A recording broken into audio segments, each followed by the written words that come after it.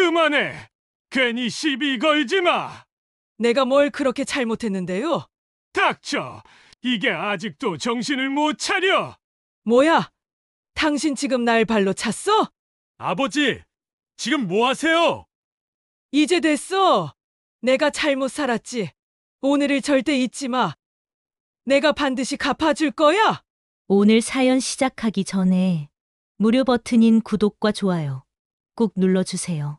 그리고 지금 이 영상을 어디에서 듣고 계신지 지역이나 장소를 댓글로 남겨주세요.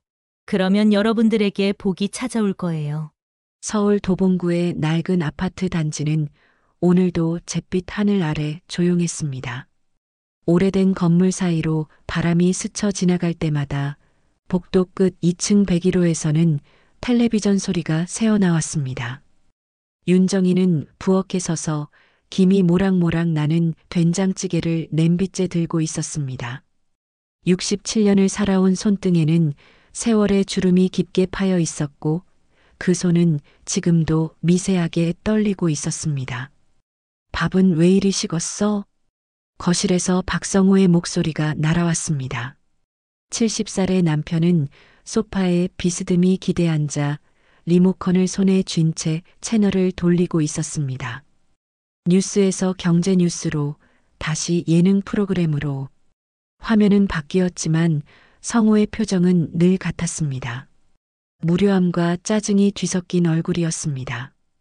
조금만 기다리세요. 금방 덮일게요. 정희는 작은 목소리로 대답하며 가스레인지 앞으로 돌아섰습니다. 냄비를 다시 올려놓고 불을 켰습니다. 파란 불꽃이 피어오르는 걸 바라보면서 정희는 자신도 모르게 한숨을 삼켰습니다. 이런 대화가 하루에도 몇 번씩 반복되었습니다. 아침에 일어나서부터 밤에 잠들 때까지 성호의 잔소리와 불평은 집안 공기처럼 늘 그곳에 있었습니다. 맨날 말뿐이야. 늙으니까 이것도 제대로 못해. 성호는 다시 한번 중얼거렸습니다. 그 말을 들은 정희의 어깨가 움츠러들었지만 정희는 아무 말도 하지 않았습니다. 대신 작게 웃었습니다. 입꼬리만 살짝 올라간 힘없는 미소였습니다. 그 미소 속에는 체념이 담겨 있었습니다. 이 사람 성격, 이제는 바뀌지도 않겠지. 정희는 속으로 되뇌었습니다. 45년. 결혼한 지 45년이 지났습니다. 22살에 시집와서 지금까지 정희는 이 남자 옆에서 살아왔습니다. 젊었을 때는 성호도 달랐습니다. 건설회사에 다니며 매일 새벽같이 나가서 밤늦게 돌아왔지만 그래도 주말이면 아이들 손을 잡고 공원에 데리고 나가기도 했습니다. 웃는 날도 있었습니다. 하지만 세월이 흐르면서 성호는 점점 변했습니다. 퇴직 후에는 작은 분식집을 차렸습니다. 동네 어귀에 자리 잡은 조그만 가게였는데 처음에는 손님들도 제법 있었습니다. 정희는 새벽부터 일어나 육수를 끓이고 김밥을 말았습니다. 성호는 카운터에 앉아 계산을 보며 손님들과 이야기를 나눴습니다. 그때만 해도 부부는 함께 무언가를 만들어간다는 희망이 있었습니다. 하지만 1년도 채 되지 않아 가게는 문을 닫았습니다. 근처에 프랜차이즈 분식점이 들어서면서 손님들이 뚝 끊겼고 월세를 감당할 수 없게 되었습니다. 성호는 그 실패를 받아들이지 못했습니다. 자신이 사업을 잘못한 게 아니라 세상이 불공평하다고 대기업들이 골목 상권을 망친다고 불평했습니다. 그리고 그 분노는 조금씩 집 안으로 향했습니다. 당신이 좀 더 맛있게 했으면 손님들이 떠나지 않았을 거야. 내가 아침에 늦게 일어나니까 장사가 안 되는 거야. 성호는 자꾸만 정희에게 책임을 돌렸습니다. 정희는 처음에는 억울해서 말대꾸도 했습니다. 하지만 말다툼은 늘 같은 결말로 끝났습니다. 성호가 소리를 지르고 정희가 울고 그리고 며칠간 냉전이 이어지는 것. 그렇게 반복되는 게 지겨워진 정희는 어느 순간부터 그냥 참기로 했습니다. 참는 것이 편했습니다. 싸우는 것보다 조용히 넘어가는 게 마음이 덜 아팠습니다. 찌개가 보글보글 끓기 시작했습니다. 정희는 국자로 국물을 떠서 맛을 봤습니다. 간이 적당했습니다. 냄비를 들고 밥상으로 옮겼습니다. 성우는 여전히 텔레비전만 보고 있었습니다. 화면에서는 개그맨들이 웃고 떠들고 있었지만 성우의 얼굴에는 미소 하나 없었습니다. 그저 허공을 바라보는 듯한 눈빛이었습니다. 진지 드세요. 정희가 밥상을 차려놓고 말했습니다. 성우는 대꾸 없이 자리에서 일어나 식탁으로 왔습니다. 숟가락을 들고 밥을 한 숟갈 떠서 입에 넣었습니다. 씹는 소리만 방 안에 울렸습니다. 정희는 맞은편에 앉아 조용히 밥을 먹었습니다. 두 사람 사이에는 침묵만이 흘렀습니다. 긴 세월을 함께 산 부부였지만 이제는 할 말이 없었습니다. 이 집 월세 이번 달에도 밀렸어? 성우가 갑자기 물었습니다.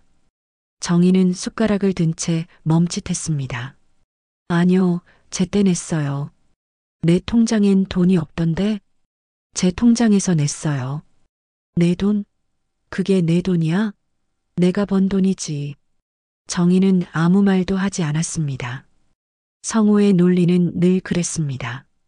자신이 평생 벌어온 돈이니 모든 게 자기 것이라는 생각. 하지만 정희도 평생 일했습니다. 아이들을 키우고 집안일을 하고 가게를 도왔습니다. 밤늦게까지 설거지를 하고 새벽같이 일어나 장을 봤습니다. 하지만 성우는 그걸 일이라고 생각하지 않았습니다. 그저 당연한 아내의 의무라고만 여겼습니다. 밥을 다 먹은 성우는 소파로 돌아갔습니다. 탁자 위에 놓인 소주병을 집어들고 컵에 따랐습니다. 낮부터 술을 마시기 시작한 건 1년쯤 전부터였습니다. 처음엔 저녁에만 한두 잔씩 했는데 이제는 점심 먹고도 마셨습니다. 정희는 설거지를 하면서 성우의 뒷모습을 바라봤습니다. 구부정한 어깨, 벗겨진 정수리, 축 늘어진 바지. 한때는 든든했던 그 등이 이제는 그저 낯선 사람의 것처럼 느껴졌습니다. 설거지를 마친 정희는 베란다 쪽으로 걸어갔습니다. 창문 너머로 회색빛 하늘이 보였습니다. 구름이 두텁게 깔려 있었고 비가 올 것 같았습니다. 정희는 문득 오래전 기억이 떠올랐습니다. 신혼 때 성우와 함께 여의도 한강공원에 갔던 날이었습니다. 봄꽃이 흐드러지게 핀 길을 걸으며 성우는 정희의 손을 꼭 잡아줬습니다. 그때는 행복했습니다. 앞으로 펼쳐질 미래가 밝게만 보였습니다. 하지만 지금은 달랐습니다. 손을 잡아주는 사람도 따뜻한 말 한마디 건네는 이도 없었습니다. 정희는 그저 하루하루를 견뎌내는 것만으로도 벅찼습니다. 아침에 눈을 뜨면 또 같은 하루가 시작되고 저녁이 되면 지친 몸을 이끌고 잠자리에 들었습니다. 그렇게 날들은 흘러갔습니다. 저녁이 되었습니다. 정희는 베란다에 나가 빨래를 걷었습니다. 서쪽 하늘이 붉게 물들고 있었습니다. 아파트 단지 너머로 보이는 산 능선이 검게 실루엣을 드리웠습니다. 정희는 빨래를 안으며 하늘을 올려다봤습니다. 저 멀리서 새 한 마리가 날아가고 있었습니다. 자유롭게 아무런 속박 없이 정희는 그 새를 한참 동안 바라봤습니다. 그리고 문득 이런 생각이 들었습니다. 나는 언제쯤 내 인생을 살 수 있을까? 67년을 살았지만 정작 자신을 위해 산 시간은 얼마나 될까요? 정희는 손에 든 빨래를 꽉 쥐었습니다. 그 안에서 무언가가 꿈틀거렸습니다. 오랫동안 잠들어 있던 감정이었습니다. 분노도 슬픔도 외로움도 아닌 그저 살고 싶다는 원초적인 욕구였습니다. 거실에서 성우의 코 고는 소리가 들려왔습니다. 술을 마시고 소파에서 잠든 모양이었습니다. 정희는 조용히 방으로 들어가 불을 껐습니다. 어둠 속에서 천장을 바라보며 누웠습니다. 내일은 또 어떤 하루가 될까요? 아마 오늘과 똑같겠지요. 하지만 정희는 알지 못했습니다. 곧 모든 것이 바뀔 거라는 사실을요. 며칠 후 정희는 아침 일찍 전화벨 소리에 잠에서 깼습니다. 아들 박민수였습니다. 42살의 민수는 회사에서 중간 관리직을 맡고 있었고 바쁜 일상 속에서도 가끔 부모님께 안부를 물었습니다. 어머니, 저예요. 혹시 이번 주말에 시간 되세요? 정희는 아직 잠이 덜 깬 목소리로 대답했습니다. 무슨 일인데? 결혼 45주년이잖아요. 소연이랑 제주도 가족여행 준비했어요. 이번엔 좀 쉬고 오세요. 정희는 잠시 말이 없었습니다. 제주도라니. 한 번도 가본 적 없는 곳이었습니다. 성우와 함께 여행다운 여행을 해본 게 언제였을까요? 신혼여행으로 경주에 갔던 게 마지막이었습니다. 그 후로는 늘 아이들 키우고 돈 벌고 살림하느라 정신없이 살았습니다. 그래도 되겠니? 비행기 표도 비쌀 텐데. 괜찮아요. 이미 다 예약했어요. 아버지는 뭐라고 하시던가요? 아직 말 안 했는데. 그럼 제가 아버지한테 전화할게요. 어머니는 짐만 챙기세요. 전화를 끊고 나서 정희는 한동안 멍하니 앉아 있었습니다. 제주도, 바다, 파란 하늘. 상상만으로도 가슴이 두근거렸습니다. 하지만 동시에 불안감도 밀려왔습니다. 성우와 함께 가는 여행이 과연 즐거울 수 있을까요? 또 무슨 일로 싸우게 되는 건 아닐까요? 그날 저녁 민수가 직접 집으로 찾아왔습니다. 며느리 이소연도 함께였습니다. 39살의 소연은 단정한 옷차림에 밝은 미소를 지었습니다. 정희는 두 사람을 맞으며 서둘러 저녁상을 차렸습니다. 아버지, 이번 여행 꼭 가셔야 해요. 어머니 평생 고생만 하셨는데 이번엔 좀 쉬게 해드리세요. 민수가 조심스럽게 말했습니다. 성우는 소주잔을 기울이며 시큰둥하게 대답했습니다. 뭐하러 그런 데 가? 돈만 낭비야. 아버지, 결혼 45주년인데 그 정도는 해드려야죠. 내가 평생 번 돈으로 내가 그런 소리 하냐? 순간 식탁 분위기가 싸늘해졌습니다. 민수는 입술을 깨물었고 소연은 어색하게 웃으며 분위기를 바꾸려 했습니다. 아버님, 제주도 정말 좋대요. 저도 너무 기대돼요. 정희는 조용히 밥을 먹으며 아무 말도 하지 않았습니다. 성우는 결국 민수의 성화에 못 이겨 여행을 가기로 했습니다. 하지만 내키지 않는다는 표정은 끝까지 지워지지 않았습니다. 금요일 아침, 네 사람은 김포공항으로 향했습니다. 정희는 오래간만에 나들이 옷을 꺼내 입었습니다. 옷장 깊숙이 넣어뒀던 연보라색 블라우스와 검은색 바지였습니다. 거울을 보니 낯설었습니다. 평소에는 늘 편한 집옷만 입고 지냈는데 이렇게 차려입으니 마치 다른 사람이 된 것 같았습니다. 비행기 안에서 정희는 창밖을 내다봤습니다. 하얀 구름 사이로 파란 하늘이 펼쳐져 있었습니다. 아래로는 작은 섬들과 바다가 보였습니다. 정희는 평생 이런 풍경을 본 적이 없었습니다. 가슴이 벅차올랐습니다. 옆자리에 앉은 성우는 눈을 감고 있었습니다. 술 냄새가 희미하게 났습니다. 아침부터 마신 모양이었습니다. 제주공항에 도착하자 따뜻한 바람이 불어왔습니다. 서울보다 훨씬 포근했습니다. 민수가 렌터카를 몰고 네 사람은 숙소로 향했습니다. 바닷가 근처의 작은 펜션이었습니다. 창문을 열자 파도 소리가 들려왔습니다. 정희는 베란다에 나가 바다를 바라봤습니다. 끝없이 펼쳐진 수평선, 햇살에 반짝이는 물결. 정희는 한참을 그렇게 서 있었습니다. 첫날 저녁 네 사람은 근처 식당에서 회를 먹었습니다. 성우는 소주를 주문하며 목소리를 높였습니다. 이 여행 누가 돈 냈어? 다 내가 번 돈덕이지. 민수가 난처한 표정으로 말했습니다. 아버지, 그만하세요. 여기 사람들 다 보잖아요. 뭐가 어때서? 사실이 그런데. 소연은 피식 웃었습니다. 작은 웃음이었지만 정희는 그 눈웃음이 마음에 걸렸습니다. 무언가 비웃는 듯한 느낌이었습니다. 정희는 조용히 젓가락을 놓았습니다. 입맛이 없었습니다. 다음 날 아침 정희는 일찍 일어나 산책을 나갔습니다. 바닷가를 따라 걸으며 조개 껍데기를 주웠습니다. 하얀 모래사장에 발자국이 찍혔습니다. 파도가 밀려왔다가 다시 빠져나가면서 발자국을 지웠습니다. 마치 정희의 인생처럼 느껴졌습니다. 아무리 흔적을 남기려 해도 결국 다 사라져버리는 것 같았습니다. 펜션으로 돌아오니 민수와 소연이 거실에서 이야기를 나누고 있었습니다. 정희가 문을 열려는 순간 소연의 목소리가 들려왔습니다. 오빠, 우리 언제까지 이렇게 살아야 해? 시댁 눈치 보면서. 조금만 참아. 어머니 재산 정리되면 그때 우리도 독립하자. 정희는 그 자리에 얼어붙었습니다.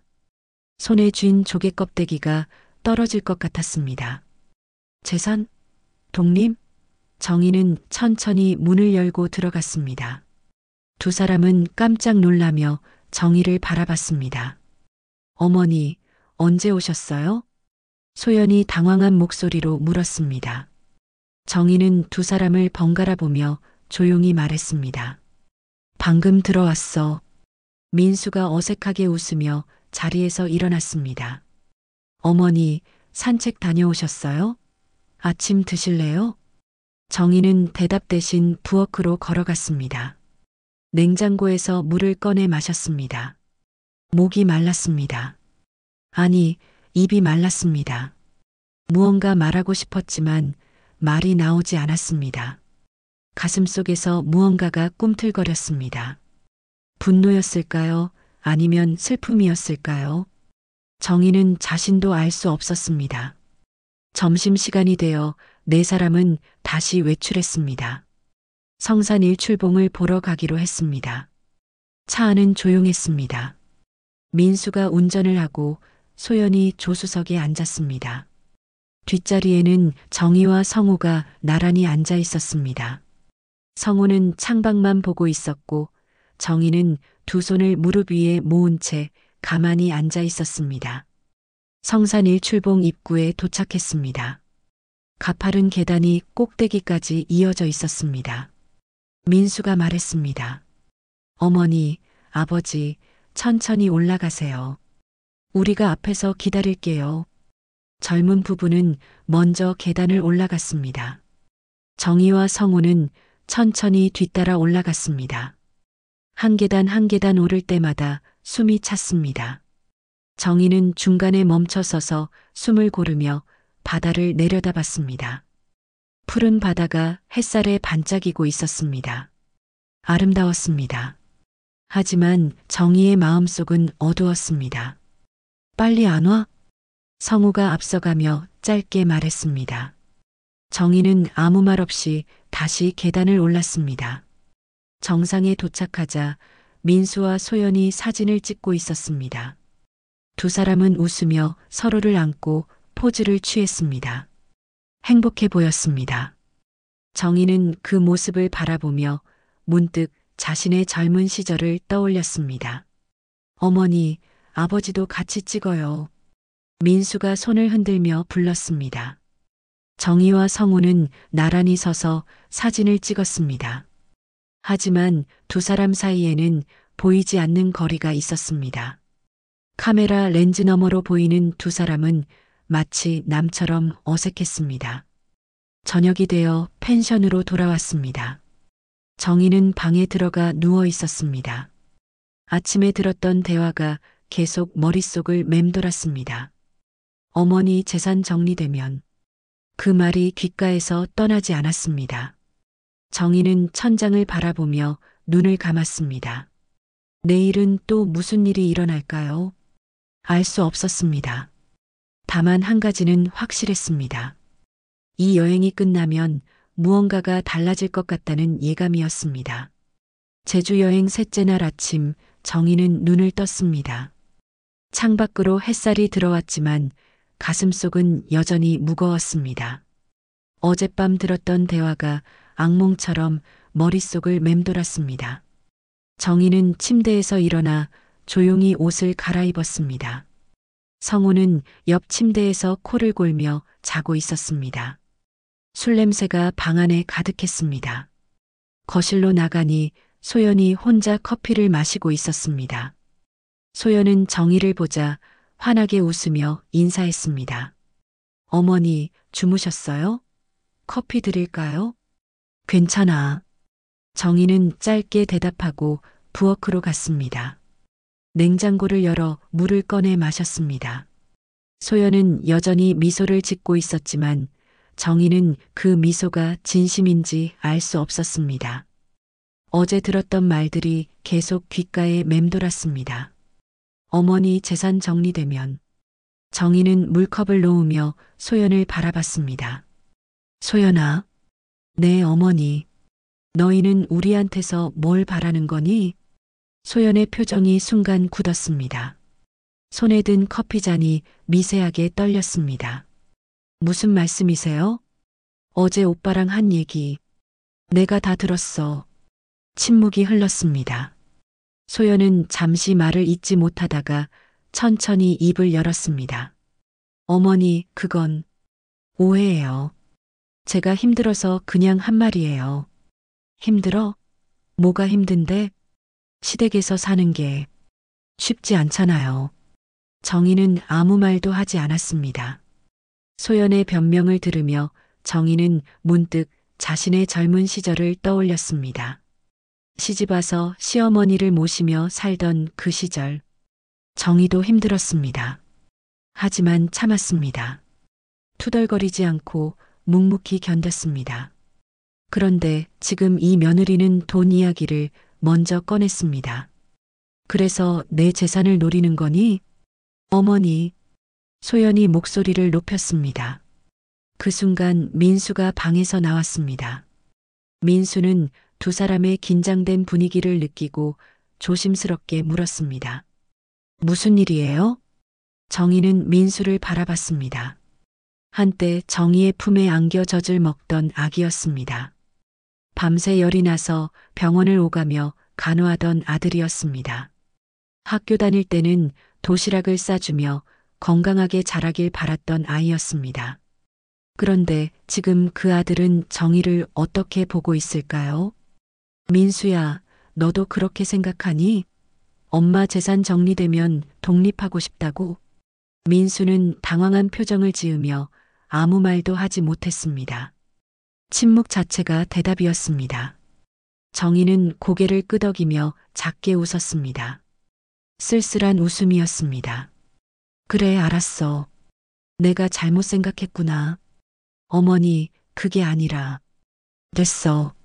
나 좀 나갔다 올게. 정희는 가방을 들고 펜션을 나섰습니다. 뒤에서 민수가 부르는 소리가 들렸지만 정희는 돌아보지 않았습니다. 바닷가로 걸어갔습니다. 파도 소리가 귓가에 들려왔습니다. 정희는 모래사장에 주저앉아 바다를 바라봤습니다. 눈물이 흘러내렸습니다. 내가 뭘 잘못한 걸까? 정희는 생각했습니다. 평생 가족을 위해 살았습니다. 남편을 뒷바라지하고 아이들을 키우고 집안을 지켰습니다. 자신의 꿈도 하고 싶은 것도 다 포기했습니다. 그런데 결국 남은 건 무엇일까요? 아무도 정의를 진심으로 생각하지 않았습니다. 모두 자기 목만 챙기려 했습니다. 한참을 그렇게 앉아 있다가 정희는 핸드폰을 꺼냈습니다. 오래전 저장해둔 번호가 있었습니다. 친구 최경숙이었습니다. 경숙이는 정희의 고등학교 동창으로 지금은 제주에서 작은 게스트하우스를 운영하고 있었습니다. 몇 년 전 동창회에서 만났을 때 경숙이는 정희에게 말했습니다. 언제든 제주 오면 연락해. 내가 다 안내해 줄게. 정희는 망설이다가 전화를 걸었습니다. 여보세요? 경수가 나 정희야. 어머, 정희야. 무슨 일이야? 너 지금 어디야? 제주 왔어. 가족들이랑 여행 왔는데. 경수가 나 좀 만날 수 있을까? 그럼 어디 있어? 내가 갈게. 경숙이는 1시간 뒤 정희가 있는 곳으로 왔습니다. 오랜만에 만난 친구는 여전히 밝은 미소를 지었습니다. 하지만 정희의 얼굴을 보자 경숙이의 표정이 굳었습니다. 정희야, 무슨 일 있어? 얼굴이 왜 그래? 정희는 그동안 쌓였던 이야기를 털어놨습니다. 남편의 무시와 폭언, 며느리와 아들의 대화, 자신이 느낀 배신감까지. 경숙이는 정희의 손을 잡고 조용히 들어줬습니다. 바다에서 불어오는 바람이 두 사람의 머리카락을 흔들었습니다. 정희야, 너 이제 어떻게 할 거야? 모르겠어. 그냥 다 내려놓고 싶어. 그래, 그렇게 해. 내 인생이야. 더 이상 참을 필요 없어. 경숙이의 말에 정희는 고개를 끄덕였습니다. 그렇습니다. 더 이상 참을 필요가 없었습니다. 67년을 남을 위해 살았다면 이제는 자신을 위해 살아야 했습니다. 정희는 가슴속에서 무언가가 풀리는 느낌을 받았습니다. 경수가 내가 내 게스트하우스에서 며칠만 있어도 될까? 그럼 얼마든지 있어. 방 비어 있어. 정희는 펜션으로 돌아가 짐을 챙겼습니다. 성우는 거실에서 텔레비전을 보고 있었고 민수와 소연은 방에 들어가 있었습니다. 정희는 조용히 가방을 들고 나오려다가 성우와 눈이 마주쳤습니다. 어디가? 잠깐 나갔다 올게요. 또 어디를 나가? 맨날 나가기만 하네. 정희는 대답하지 않았습니다. 현관문을 열고 나가려는데 성우가 뒤에서 소리쳤습니다. 아, 내 말 안 들려? 정희는 멈춰섰습니다. 그리고 천천히 돌아서서 성우를 바라봤습니다. 당신 말은 이제 안 들을 거예요. 뭐? 평생 당신 말만 들으며 살았어요. 이제는 내 마음대로 살 거예요. 성우는 황당한 표정으로 정희를 바라봤습니다. 정희는 더 이상 아무 말도 하지 않고 펜션을 나섰습니다. 뒤에서 성우가 무언가 소리치는 게 들렸지만 정희는 돌아보지 않았습니다. 가방을 든 손에 힘이 들어갔습니다.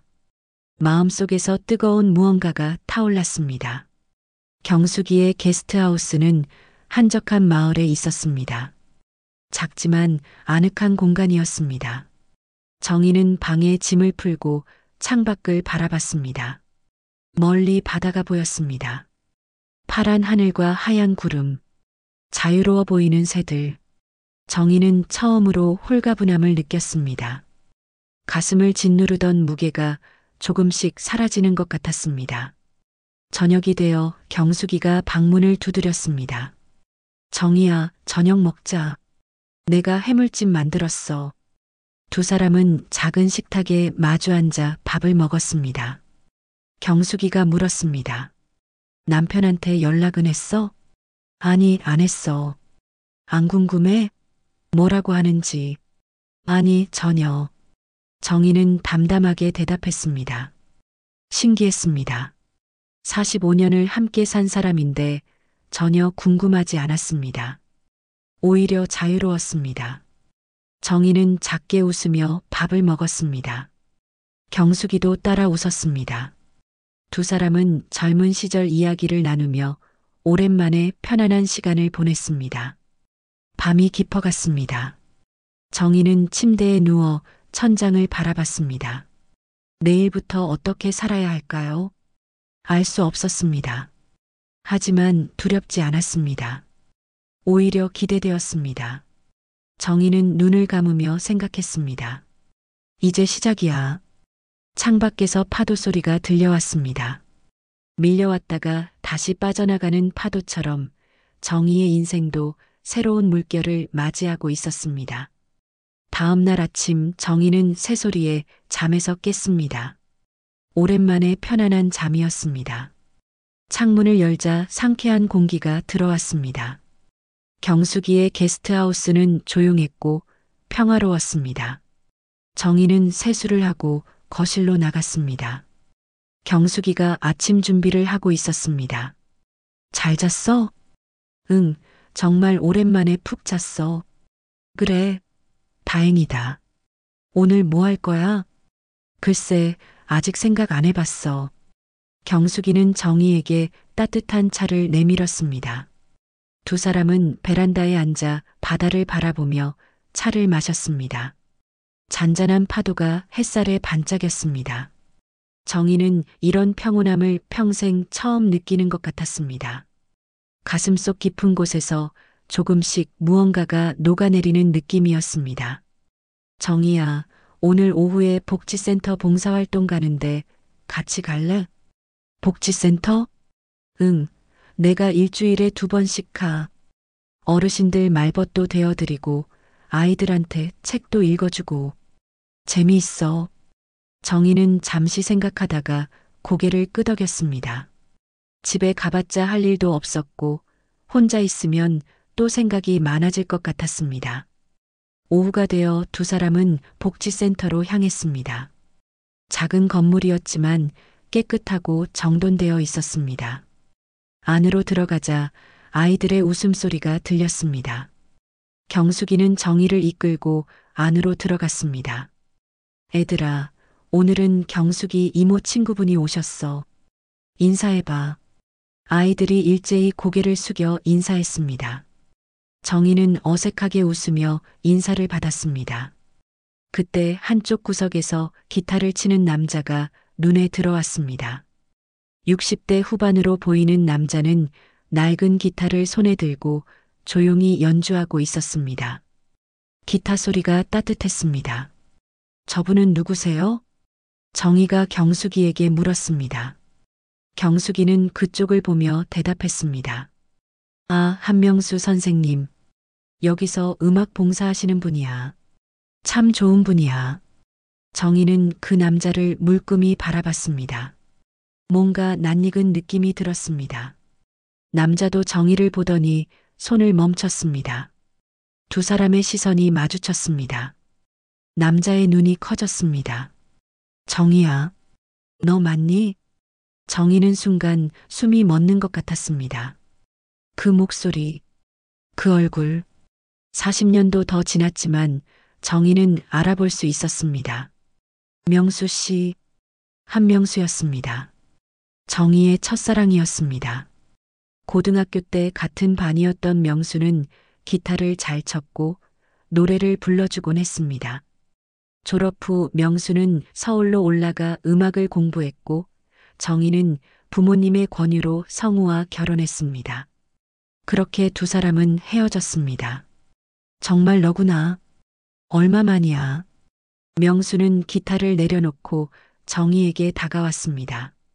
정희는 가슴이 두근거렸습니다. 이상했습니다. 나이가 들어서도 이런 감정이 있다니. 40년 넘었죠. 그래. 정말 오랜만이다. 두 사람은 어색하게 웃었습니다. 경숙이가 재빨리 눈치를 채고 말했습니다. 아, 너희 아는 사이였구나? 그럼 천천히 이야기해. 나는 아이들 봐야 하니까. 경숙이가 자리를 떠나자 명수와 정희는 복지센터 옆 벤치에 앉았습니다. 바다가 보이는 조용한 곳이었습니다. 바닷바람이 두 사람의 옷자락을 흔들었습니다. 여기서 뭐해? 제주에 살아? 명수가 먼저 물었습니다. 정희는 잠시 망설이다가 대답했습니다. 아니, 여행 왔다가 그냥 좀 쉬고 있어요. 그래, 남편분하고 같이 왔어? 아니요. 혼자 있어요. 명수는 더 이상 묻지 않았습니다.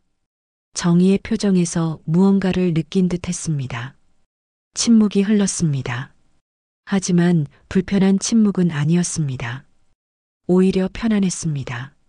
명수 씨는 어떻게 여기 계세요? 서울에서 살다가 10년 전에 내려왔어. 이혼하고 혼자 지내는데 제주가 좋더라고. 이혼을? 응. 오래전 일이야. 이제는 괜찮아. 오히려 혼자 사는 게 더 편해. 명수는 담담하게 말했습니다. 정희는 명수의 얼굴을 바라봤습니다. 세월이 흘렀지만 여전히 따뜻한 눈빛이었습니다. 젊었을 때 정희에게 노래를 불러주던 그 눈빛 그대로였습니다. 명수 씨는 여전히 음악하시네요. 이제는 취미야. 여기 와서 아이들한테 가르쳐 주는 게 낙이지. 돈은 안 되지만 보람은 있어. 명수는 주머니에서 낡은 사진 한 장을 꺼냈습니다. 고등학교 졸업 앨범 사진이었습니다. 그 안에는 젊은 명수와 정희가 나란히 서 있었습니다. 이거 아직도 가지고 계셨어요? 응. 버릴 수가 없더라고. 가끔 꺼내보곤 해. 정희는 사진을 물끄미 바라봤습니다. 그때는 행복했습니다. 앞으로 펼쳐질 미래에 대한 기대와 설렘으로 가득했던 시절이었습니다. 하지만 지금은 달랐습니다. 정희는 사진을 명수에게 돌려주며 말했습니다. 명수 씨, 저 사실은. 정희는 조금씩 자신의 이야기를 꺼냈습니다. 남편과의 관계, 아들과 며느리의 대화, 그리고 집을 나온 이야기까지. 명수는 조용히 들어줬습니다. 중간에 끊지도 않고 판단하지도 않았습니다. 그저 정희의 손을 가만히 잡아줬습니다. 힘들었겠다. 네. 정말 힘들었어요. 이제는 좀 쉬어. 내가 내 인생을 살아야지. 늦었다고 생각하지 마. 지금이라도 시작하면 돼. 명수의 말에 정희는 눈물이 났습니다. 누군가 자신을 이해해준다는 것, 자신의 편이 되어준다는 것, 그것만으로도 정희는 위로받았습니다. 며칠이 흘렀습니다. 정희는 경수기의 게스트하우스에 머물며 복지센터에 나가기 시작했습니다. 아이들에게 책을 읽어주고 어르신들과 이야기를 나누며 시간을 보냈습니다. 명수는 늘 그곳에 있었습니다. 기타를 치며 노래를 불렀고 정희는 옆에서 그 모습을 지켜봤습니다. 아이들은 정희를 할머니라고 부르며 따랐습니다. 어느 날 저녁 명수가 정희에게 말했습니다. 정희야, 내일 바다에 갈 건데 같이 갈래? 바다요? 응. 일출 보러 가려고. 성산 쪽으로. 정희는 잠시 망설이다가 고개를 끄덕였습니다. 다음 날 새벽 두 사람은 성산 일출봉으로 향했습니다. 어둠 속에서 조금씩 하늘이 밝아졌습니다. 수평선 너머로 붉은 빛이 퍼지기 시작했습니다. 곧 떠올라. 명수가 말했습니다. 정희는 숨을 죽이고 바라봤습니다. 그리고 순간 태양이 수평선 위로 모습을 드러냈습니다. 붉은 빛이 바다를 물들였습니다. 정희는 그 광경을 보며 눈물을 흘렸습니다. 아름다웠습니다. 그리고 희망적이었습니다. 정희야. 명수가 정희를 불렀습니다. 정희는 명수를 바라봤습니다. 이제 괜찮을 거야. 내가 원하는 대로 살아. 누구 눈치 보지 말고. 명수 씨, 고마워요. 두 사람은 아무 말 없이 일출을 바라봤습니다. 새로운 하루가 시작되고 있었습니다. 정희의 인생도 새롭게 시작되고 있었습니다. 그날 오후 정희의 핸드폰이 울렸습니다. 성호였습니다. 정희는 잠시 망설이다가 전화를 받았습니다. 여보세요. 당신 지금 어디야? 당장 돌아와. 성호의 목소리는 여전히 거칠었습니다. 하지만 정희는 더 이상 움츠러들지 않았습니다. 안 돌아갈 거예요. 뭐? 이제 당신 곁으로 안 돌아갈 거예요. 혼자 사세요. 정희는 전화를 끊었습니다. 손이 떨렸지만 후회는 없었습니다. 정희는 창밖을 바라보며 깊게 숨을 들이마셨습니다. 자유로웠습니다. 정희가 전화를 끊은 지 일주일이 지났습니다. 서울에서는 성우가 혼자 낡은 아파트를 지키고 있었습니다. 처음 이틀은 정희가 금방 돌아올 거라고 생각했습니다. 하지만 사흘째, 나흘째가 되어도 정희는 돌아오지 않았습니다. 성우는 점점 불안해지기 시작했습니다. 냉장고는 텅 비어 있었습니다. 빨래는 쌓여갔습니다. 설거지도 밀렸습니다. 성우는 컵라면으로 끼니를 때웠습니다. 처음에는 이것도 괜찮다고 생각했습니다. 하지만 일주일이 지나자 집은 엉망이 되어 갔습니다. 거실 바닥에는 소주병들이 나굴었고 싱크대에는 설거지거리가 가득했습니다. 아버지, 어머니는 연락 없으세요? 민수가 전화를 걸어 물었습니다. 성우는 짜증스럽게 대답했습니다. 모르겠어. 전화도 안 받아. 아버지가 뭐라고 하셨길래 어머니가 그렇게 나가신 거예요? 내가 뭘 했다고. 내 엄마가 제정신이 아니야. 민수는 한숨을 쉬었습니다. 성우는 전화를 끊고 소파에 주저앉았습니다. 텔레비전을 켰지만 아무것도 눈에 들어오지 않았습니다. 집은 조용했습니다. 너무 조용했습니다. 정희가 부엌에서 설거지하는 소리도 빨래를 개는 소리도 들리지 않았습니다. 성우는 문득 정희가 해주던 된장찌개가 생각났습니다. 따뜻하고 구수한 맛. 매일 아침 식탁에 놓여있던 밥상. 성우는 그게 당연한 줄 알았습니다. 하지만 지금은 달랐습니다. 아무것도 없었습니다. 성우는 배가 고팠지만 뭘 어떻게 해야 할지 몰랐습니다. 다음 날 성우는 냉장고를 열어봤습니다. 유통기한이 지난 우유 한 팩과 시든 파 한 단이 전부였습니다. 성우는 장을 보러 나갔습니다. 마트에 들어서니 어디서부터 뭘 사야 할지 몰랐습니다. 정희는 늘 혼자 장을 봤습니다. 성우는 따라가 본 적도 없었습니다. 카트를 끌고 돌아다니다가 성우는 한 부부를 보았습니다. 남편이 아내에게 뭘 살지 물어보고 아내가 웃으며 대답했습니다. 두 사람은 자연스럽게 대화하며 장을 봤습니다. 성우는 그 모습을 보며 문득 깨달았습니다. 자신은 정희와 이렇게 대화해 본 적이 없다는 것을. 늘 명령만 했습니다. 이거 해, 저거 해. 정희의 의견을 물어본 적도 없었습니다.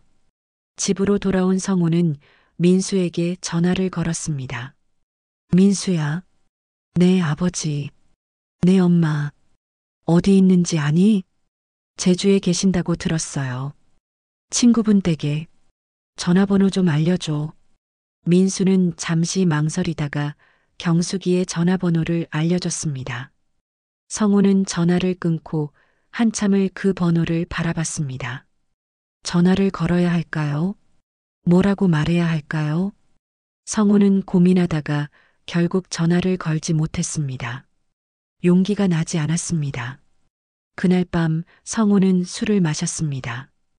혼자 소주병을 비우며 텔레비전을 봤습니다. 화면에서는 예능 프로그램이 나왔습니다. 사람들이 웃고 떠들었습니다. 하지만 성우는 웃을 수 없었습니다. 문득 외로움이 밀려왔습니다. 평생 혼자라고 생각해 본 적 없는 성우였습니다. 늘 정희가 옆에 있었으니까요. 하지만 이제는 달랐습니다. 다음 날 아침 성우는 정희가 쓰던 방을 들어가 봤습니다. 옷장에는 정희의 옷들이 걸려 있었습니다. 화장대 위에는 낡은 화장품들이 놓여 있었습니다. 서랍을 열어보니 오래된 사진첩이 있었습니다. 성우는 사진첩을 꺼내 펼쳤습니다. 결혼식 사진이 나왔습니다. 젊은 정희가 하얀 드레스를 입고 웃고 있었습니다. 그 옆에 성우도 서 있었습니다. 두 사람은 행복해 보였습니다. 성우는 그때를 기억했습니다. 정희에게 잘해주겠다고 약속했던 그날을, 평생 지켜주겠다고 말했던 순간을. 하지만 세월이 흐르면서 성우는 변했습니다. 회사에서 스트레스를 받으면 집에 와서 정희에게 화풀이를 했습니다. 사업이 실패하자 정의를 탓했습니다. 조금씩 정의를 무시하기 시작했습니다. 그리고 어느새 정의는 성호에게 가정부 같은 존재가 되어버렸습니다. 사람이 아니라 그저 집안일을 하는 도구처럼 여겨졌습니다. 성호는 사진첩을 덮으며 눈물을 흘렸습니다. 자신이 잘못했다는 걸 알았습니다. 하지만 인정하고 싶지 않았습니다. 자존심이 허락하지 않았습니다. 70년을 살아온 남자의 자존심은 쉽게 무너지지 않았습니다. 한편 제주에서는 정의가 새로운 일상을 만들어가고 있었습니다. 매일 아침 복지센터에 나가 아이들을 돌봤습니다. 명수와 함께 노래를 부르고 경수기와 저녁을 먹었습니다. 정의는 처음으로 자신을 위한 삶을 살고 있었습니다. 누구 눈치 보지 않고 하고 싶은 것을 하며 살았습니다. 어느 날 저녁 정의는 경수기와 함께 바닷가를 산책했습니다. 노을이 지고 있었습니다. 하늘이 붉게 물들었습니다. 경수기가 물었습니다. 정의야, 후회 안 해? 뭐가? 집 나온 거, 남편 두고 온 거. 정의는 잠시 생각하다가 고개를 저었습니다.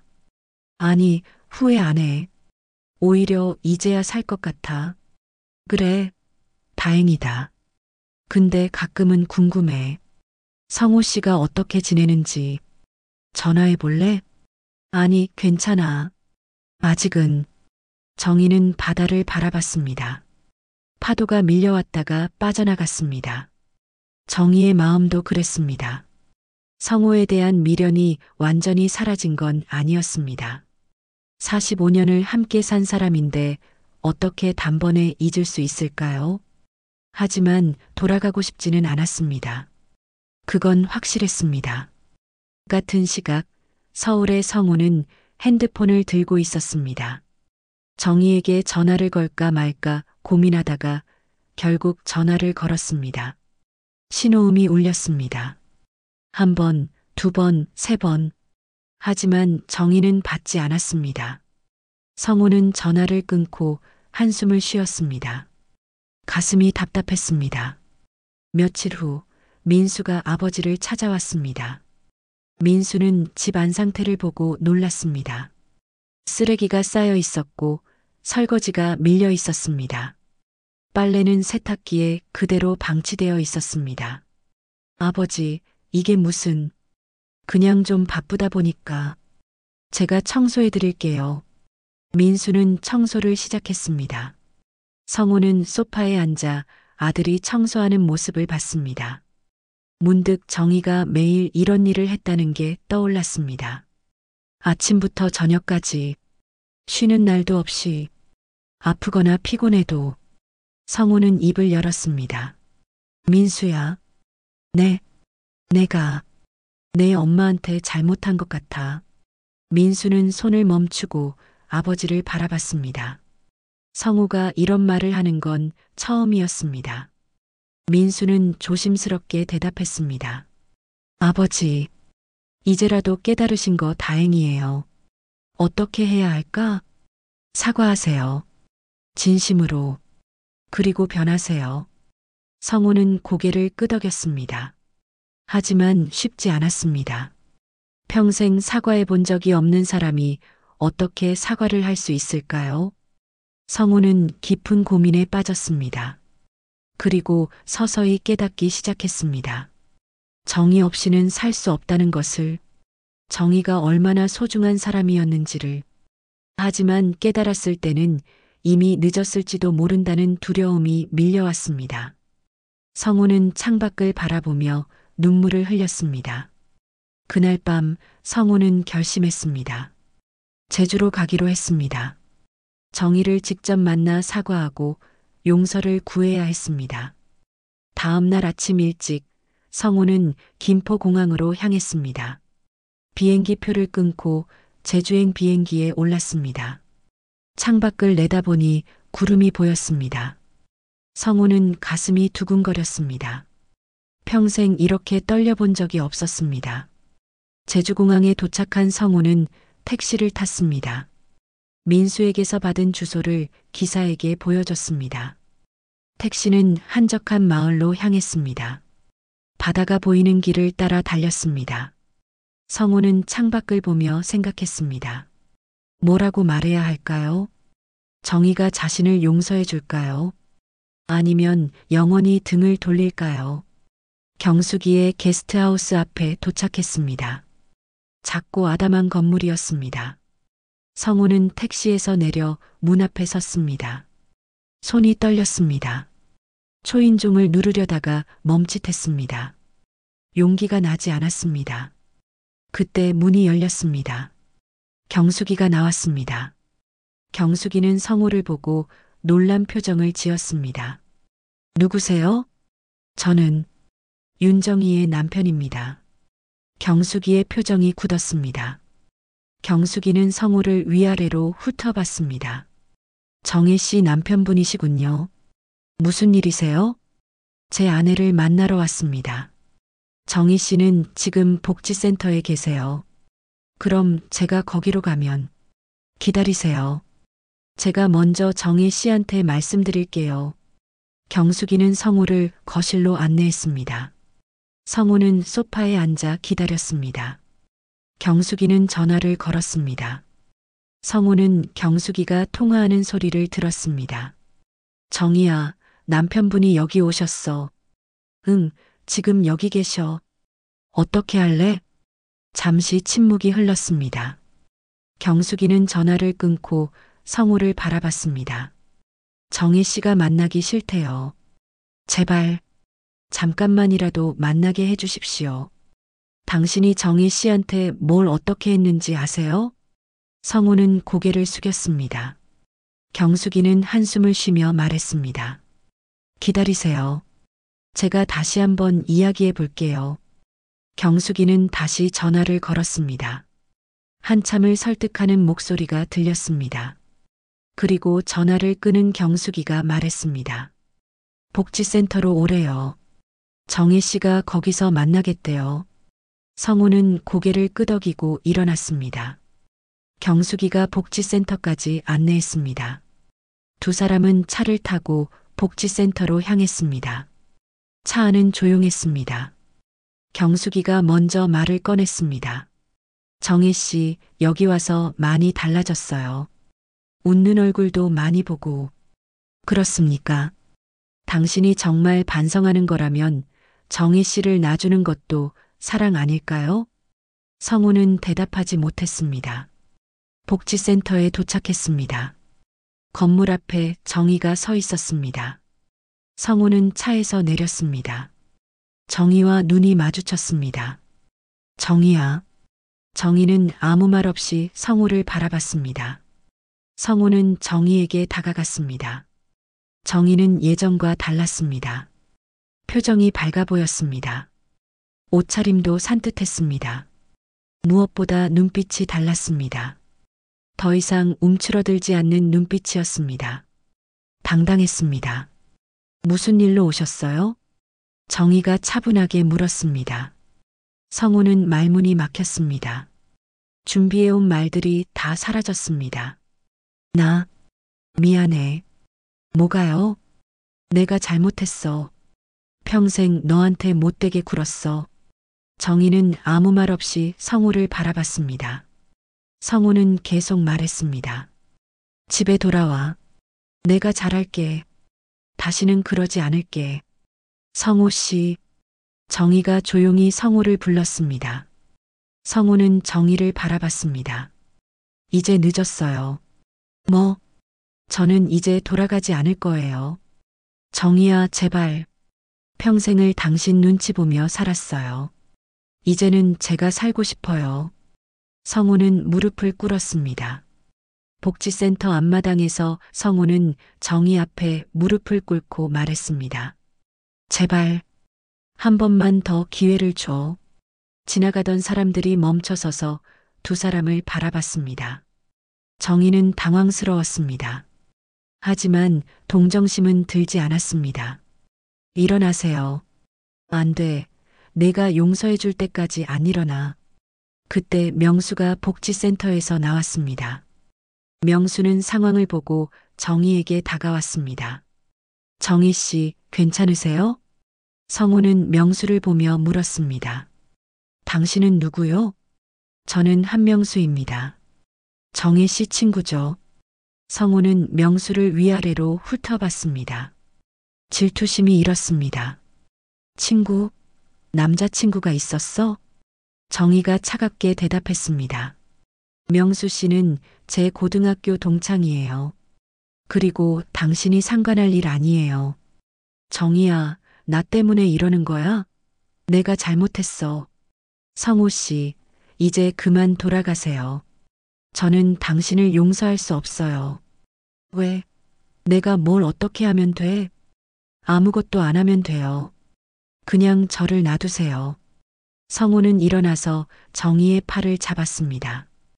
급하게, 간절하게 정희의 팔을 붙잡았습니다. 안 돼. 너는 내 아내야. 명수가 성우의 손을 떼어냈습니다. 손 놓으세요. 당신이 뭔데 끼어들어. 두 남자가 대치했습니다. 정희가 소리쳤습니다. 그만하세요. 주변이 조용해졌습니다.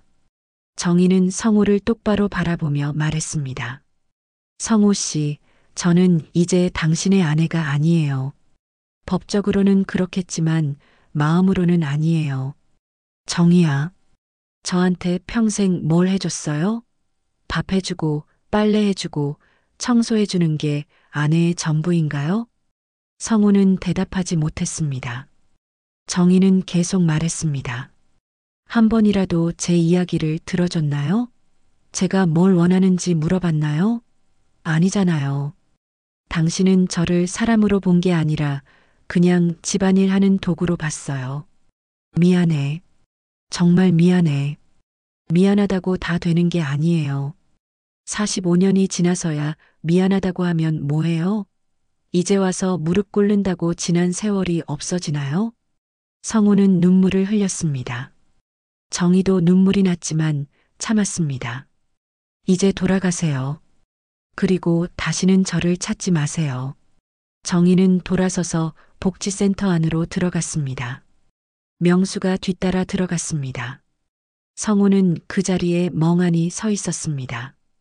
경숙이가 다가와 말했습니다. 가세요. 정희 씨를 괴롭히지 마세요. 성우는 고개를 떨구고 돌아섰습니다. 터벅터벅 걸어가는 성우의 뒷모습은 쓸쓸해 보였습니다. 하지만 정희는 돌아보지 않았습니다. 복지센터 안에서 창문 너머로 성우가 떠나는 모습을 봤습니다. 정희는 가슴이 아팠지만 후회는 없었습니다. 이제는 자신을 위해 살아야 했습니다. 명수가 정희의 어깨에 손을 얹었습니다. 괜찮아요? 네, 괜찮아요. 잘했어요. 당신 잘못이 아니에요. 정희는 고개를 끄덕이며 눈물을 닦았습니다. 창밖으로 성우가 택시를 타고 떠나는 모습이 보였습니다.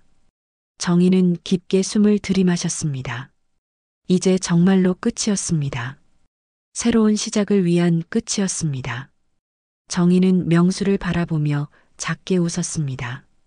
그 미소에는 슬픔도 있었지만 자유도 있었습니다. 성우가 떠난 지 이틀이 지났습니다. 서울로 돌아간 성우는 빈집에 홀로 앉아 있었습니다. 텔레비전도 켜지 않았습니다. 그저 멍하니 천장만 바라봤습니다. 정희의 마지막 말이 귓가에 맴돌았습니다. 다시는 저를 찾지 마세요. 성우는 모든 게 끝났다는 걸 깨달았습니다. 돌이킬 수 없다는 것을, 평생을 함께한 사람을 잃었다는 것을. 민수가 아버지를 찾아왔습니다. 성우는 수척해져 있었습니다. 며칠 사이에 얼굴이 훨씬 늙어 보였습니다. 눈가에는 주름이 깊게 파여 있었고 입술은 바짝 말라 있었습니다. 턱수염도 길게 자라 있었습니다. 아버지, 제주 다녀오셨어요? 응. 어머니는 뭐라고 하시던가요? 성우는 대답하지 않았습니다. 그저 고개를 저었습니다. 민수는 아버지 옆에 앉았습니다. 아버지의 어깨가 축 처져 있었습니다. 아버지, 이제 어떻게 하실 거예요? 모르겠다. 내 엄마 말이 맞아. 나는 평생 잘못 살았어. 아버지, 민수야, 너는 내 아내한테 잘해라. 나처럼 살지 마. 후회만 남는다. 민수는 아버지의 손을 잡았습니다. 성호의 손은 차가웠습니다. 민수는 가슴이 아팠습니다. 평생 강했던 아버지가 이렇게 무너지는 모습을 보는 게 그날 밤 성호는 술을 마시지 않았습니다. 대신 정희의 방으로 갔습니다. 옷장을 열어 정희의 옷들을 꺼냈습니다. 하나하나 개켜서 정리했습니다. 화장대를 닦았습니다. 먼지가 쌓인 사진틀도 깨끗이 닦았습니다. 성호는 처음으로 집안일을 했습니다. 서툴렀지만 정성스럽게 했습니다. 정희가 매일 했던 일들을 하나씩 해보니 얼마나 고된 일인지 알 것 같았습니다. 다음 날 아침 성호는 병원을 찾았습니다. 건강검진을 받기로 했습니다. 의사는 검사 결과를 보며 고개를 저었습니다. 혈압이 너무 높으시네요. 간 수치도 안 좋고요. 술 많이 드시죠? 네. 이대로 가시면 위험합니다. 금주하시고 약 드세요. 식단 조절도 하셔야 해요. 성호는 처방전을 받아들고 약국으로 갔습니다. 약을 받아서 집으로 돌아왔습니다. 그리고 생각했습니다. 정희는 평생 자신의 건강을 챙겼구나. 병원 예약도 해주고 약도 챙겨주고 하지만 자신은 한 번도 고맙다고 말한 적이 없었습니다. 당연하게만 여겼습니다. 그게 아내의 의무라고만 생각했습니다. 한편 제주에서는 정희가 새로운 삶을 살고 있었습니다.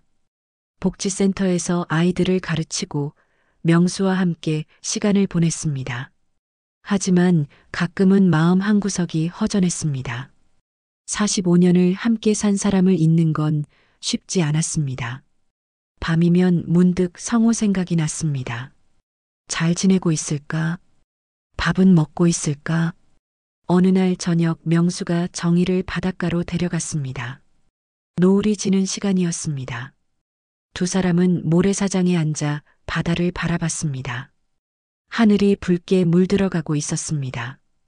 파도가 밀려왔다가 다시 빠져나갔습니다. 정희야. 네. 나 너한테 할 말이 있어. 정희는 명수를 바라봤습니다. 명수는 진지한 표정이었습니다. 긴장한 듯 보였습니다. 나는 고등학교 때부터 너를 좋아했어. 졸업하고 헤어졌지만 한 번도 잊은 적이 없어. 명수 씨, 지금도 마찬가지야. 너를 좋아해. 너랑 같이 있고 싶어. 정희는 놀랐습니다. 명수의 고백은 예상하지 못했습니다. 정희는 어떻게 대답해야 할지 몰랐습니다. 저는 아직 정리가 안 됐어요. 알아. 급하지 않아. 천천히 생각해도 돼. 명수 씨, 저는 이혼도 안 한 유부녀예요. 상관없어. 나는 기다릴 수 있어. 평생이라도. 정희는 눈물이 났습니다. 누군가 자신을 이렇게 소중하게 생각해준다는 게 감사했습니다. 명수는 정희의 손을 잡았습니다. 울지 마. 내가 지켜줄게. 두 사람은 한참을 그렇게 앉아 있었습니다. 파도 소리만 들렸습니다. 정희는 명수의 손을 꽉 쥐었습니다. 따뜻했습니다. 일주일 후 정희는 민수에게서 전화를 받았습니다. 어머니, 저예요. 민수야, 무슨 일이야? 아버지가 쓰러지셨어요. 정희는 심장이 덜컥 내려앉았습니다. 뭐라고? 어떻게? 심근경색이래요. 지금 중환자실에 계세요. 많이 위험해? 의사 선생님이 조심스럽게 지켜봐야 한대요. 상태가 좋지 않으세요. 정희는 핸드폰을 쥔 손이 떨렸습니다. 성우가 쓰러졌다니. 미운 정 고운 정이 있는 사람인데 그냥 넘어갈 수 없었습니다. 민수야, 내가 갈게. 정말요? 어머니. 응, 가야지. 45년을 산 사람인데 정희는 전화를 끊고 경숙이에게 말했습니다. 경숙이는 걱정스러운 표정을 지었습니다. 정희야, 괜찮겠어? 응, 가봐야 해. 마지막으로 명수도 정희를 배웅했습니다. 공항까지 함께 갔습니다. 조심해서 다녀와. 네, 걱정 마세요. 혹시 마음이 흔들리더라도 내가 원하는 걸 선택해. 누구를 위해서가 아니라 내 자신을 위해서. 정희는 고개를 끄덕이고 공항으로 들어갔습니다. 비행기에 올라 창밖을 봤습니다. 제주가 점점 멀어졌습니다. 정희는 불안했습니다. 성우를 다시 보면 어떤 감정이 들까요? 다시 흔들릴까요? 서울 병원에 도착한 정희는 중환자실 앞에 섰습니다. 민수가 밖에서 기다리고 있었습니다. 눈이 빨갛게 충혈되어 있었습니다. 어머니, 민수야, 아버지는? 안정되셨어요. 이제 깨어나실 거래요. 정희는 중환자실 안으로 들어갔습니다. 침대에 성우가 누워 있었습니다. 온갖 기계가 연결되어 있었습니다. 성우는 눈을 감고 있었습니다. 정희는 조용히 다가가 성우의 손을 잡았습니다. 차가웠습니다. 성우 씨, 정희가 작게 불렀습니다. 성우의 눈이 천천히 떠졌습니다. 성우는 정희를 보고 눈물을 흘렸습니다. 정희야, 왔구나. 네, 왔어요. 미안해. 정말 미안해. 이제 그만해요. 말하지 마세요. 성우는 정희의 손을 꽉 쥐었습니다. 힘이 없었지만 놓고 싶지 않은 듯 했습니다. 나 잘못 살았어. 너한테 너무 못했어. 알아요. 이제 알아요. 용서해줘. 제발. 정희는 눈물을 흘렸습니다. 미운 사람이었지만 이렇게 약해진 모습을 보니 마음이 아팠습니다. 용서해요. 그러니까 건강해지세요. 성우는 울었습니다. 70년을 살아온 남자가 아이처럼 울었습니다.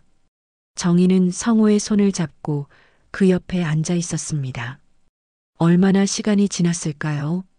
성우는 다시 잠들었습니다. 정희는 조용히 자리에서 일어났습니다. 밖으로 나온 정희는 복도 창문 너머로 서울 야경을 바라봤습니다.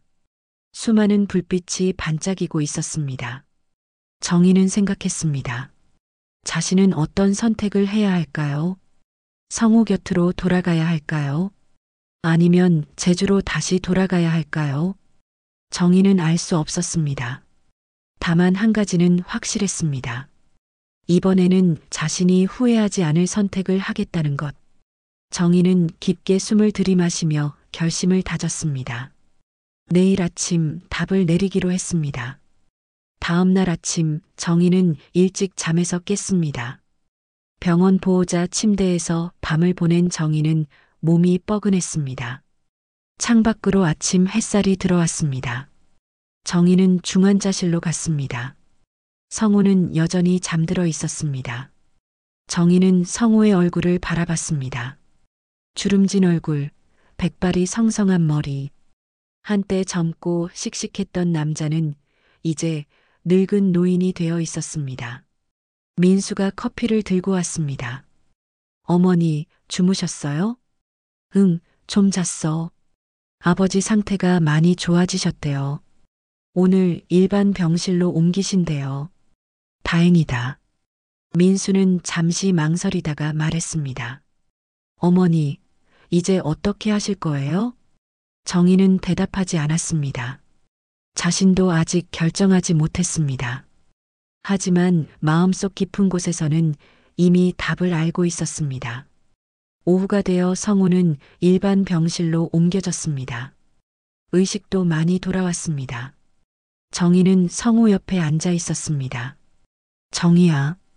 네. 너 제주로 돌아갈 거지? 정희는 놀랐습니다. 성우가 먼저 그 말을 꺼낼 줄은 몰랐습니다. 성우 씨, 괜찮아. 나도 생각 많이 했어. 너를 붙잡을 자격이 없어. 성우는 천천히 말을 이었습니다. 평생 너한테 못되게 굴었어. 이제 와서 미안하다고 한다고 해서 용서받을 수 있는 게 아니지. 너도 내 인생 살아야 해. 정희는 눈물이 났습니다. 성우 씨, 나는 혼자서도 살 수 있어. 이제 배웠어. 빨래도 하고, 청소도 하고, 서툴지만 할 수 있어. 정말 괜찮으세요? 응. 너만 행복하면 돼. 그게 내가 너한테 해줄 수 있는 마지막이야. 정희는 성우의 손을 잡았습니다. 45년을 함께 산 사람이었습니다. 미웠지만 동시에 정이 있었습니다. 그 시간들이 모두 나쁘기만 했던 건 아니었습니다.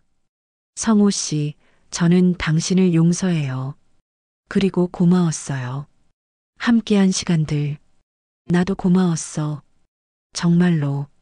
내가 있어서 내가 살 수 있었어. 두 사람은 한참을 말없이 앉아 있었습니다. 오랜 세월이 흘러가는 듯한 침묵이었습니다. 하지만 불편하지 않았습니다. 오히려 평온했습니다. 이틀 후 정희는 제주로 돌아가기로 했습니다. 성우는 많이 회복했습니다. 민수와 소연이 돌볼 수 있었습니다. 정희는 성우에게 마지막 인사를 했습니다. 건강하세요. 약 잘 챙겨 드시고, 너도 잘 지내. 행복해. 네, 행복할게요. 정희는 병실을 나섰습니다. 복도를 걸으며 정희는 뒤돌아보지 않았습니다. 이제 정말로 끝이었습니다. 긴 터널을 빠져나온 것 같았습니다. 공항으로 가는 길에 정희는 민수에게 말했습니다. 민수야, 아버지 잘 챙겨드려. 네, 어머니. 어머니도 행복하세요. 고마워. 너도 소연이랑 행복하게 살아. 아내를 소중히 해. 당연하게 여기지 말고. 민수는 눈물을 글썽이며 고개를 끄덕였습니다. 정희는 민수를 안아줬습니다. 아들은 이제 다 컸습니다. 혼자서도 잘 살 수 있을 것입니다. 제주공항에 도착하자 명수가 기다리고 있었습니다. 정희는 명수를 보자 미소를 지었습니다. 가슴이 따뜻해졌습니다. 다녀왔어요. 힘들었지? 네, 조금. 하지만 이제 후련해요. 이제 괜찮아? 네, 이제 괜찮아요. 두 사람은 차를 타고 바닷가로 향했습니다. 노을이 지고 있었습니다. 명수가 차를 세우고 말했습니다. 정희야, 내려볼까? 두 사람은 바닷가를 걸었습니다. 파도 소리가 들렸습니다. 명수가 말했습니다. 결정했어? 네, 결정했어요. 어떻게? 저는 여기서 살고 싶어요. 명수 씨와 함께. 명수는 환하게 웃었습니다. 그리고 정희를 꼭 안았습니다. 고마워. 나도 너랑 함께하고 싶어. 정희는 명수의 품에 안겨 울었습니다. 기쁨의 눈물이었습니다. 평생 처음으로 자신을 위한 선택을 했습니다. 한 달이 지났습니다. 정희는 경수기의 게스트하우스에서 나와 작은 집을 얻었습니다. 바닷가 근처의 조그만 집이었습니다. 명수와는 친구로 지내며 천천히 관계를 발전시켜 나갔습니다. 서두르지 않았습니다. 천천히 자연스럽게. 정희는 매일 복지센터에 나갔습니다. 아이들에게 책을 읽어주고 노래를 불러줬습니다. 명수는 기타를 치며 노래를 가르쳤습니다. 두 사람은 자연스럽게 함께했습니다. 아이들은 정희를 할머니라고 부르며 따랐습니다. 서울에서는 성우가 혼자 살아가고 있었습니다. 퇴원 후 성우는 달라졌습니다. 술을 끊었습니다. 건강을 챙겼습니다. 집안일도 스스로 했습니다. 민수가 가끔 찾아왔지만 성우는 혼자서도 잘 지냈습니다. 외롭지만 견딜만 했습니다. 성우는 가끔 정희가 보고 싶었습니다. 하지만 연락하지 않았습니다. 정희가 행복하게 사는 게 중요했습니다. 성우는 정희의 사진을 보며 혼잣말을 했습니다. 잘 지내라. 행복해라. 어느 날 성호에게 택배가 왔습니다. 제주에서 온 것이었습니다.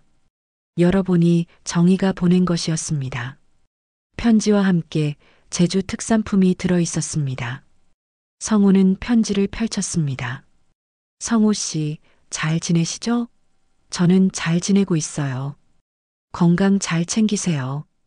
그동안 고마웠어요. 잘 사세요. 짧은 편지였지만 성호는 눈물이 났습니다. 정희는 여전히 자신을 챙겨주고 있었습니다. 성호는 편지를 가슴에 품고 창밖을 바라봤습니다. 감사했습니다. 미안했습니다. 제주에서는 정희가 아이들과 함께 웃고 있었습니다. 명수가 기타를 치고 아이들이 노래를 불렀습니다. 정희는 그 모습을 보며 행복했습니다. 이제야 자신의 인생을 사는 것 같았습니다. 누구의 눈치도 보지 않고 하고 싶은 것을 하며 저녁이 되어 명수와 정희는 바닷가를 산책했습니다. 별이 쏟아질 듯 밤하늘에 가득했습니다. 정희야. 네. 후회 안 해? 아니요, 전혀. 다행이다. 두 사람은 손을 잡고 걸었습니다. 파도가 발밑을 적셨습니다. 정희는 하늘을 올려다봤습니다. 별들이 반짝이고 있었습니다. 정희는 생각했습니다. 인생은 아직 끝나지 않았습니다. 67살이지만 새로운 시작이었습니다. 정희는 명수를 바라보며 미소를 지었습니다. 명수도 웃었습니다. 두 사람의 미소에는 평화가 있었습니다. 그리고 희망이 있었습니다. 멀리서 등대 불빛이 반짝였습니다. 어둠 속에서 길을 밝혀주는 불빛처럼 정희의 인생에도 새로운 빛이 비치고 있었습니다. 정희는 깊게 숨을 들이마셨습니다. 바다 냄새가 났습니다. 자유의 냄새였습니다. 정희는 이제 누구의 아내도 누구의 어머니도 아닌 그저 윤정희로 살아갈 것입니다. 자신을 위해, 자신의 행복을 위해. 그것이 진정한 용서였고 진정한 시작이었습니다. 늦었지만 이제라도 찾은 자유였습니다. 밤하늘의 별들이 더욱 밝게 빛났습니다. 정희의 미래처럼. 그리고 정희는 알았습니다. 행복은 누군가 주는 것이 아니라 스스로 찾아가는 것이라는 걸. 정희는 명수의 손을 꽉 잡았습니다. 이제 시작입니다. 진짜 인생이. 더 많은 이야기로 다시 찾아올게요. 구독과 좋아요는 무료이며 큰 힘이 됩니다. 댓글 무료인 거 아시죠? 댓글로 여러분의 많은 의견 들려주세요.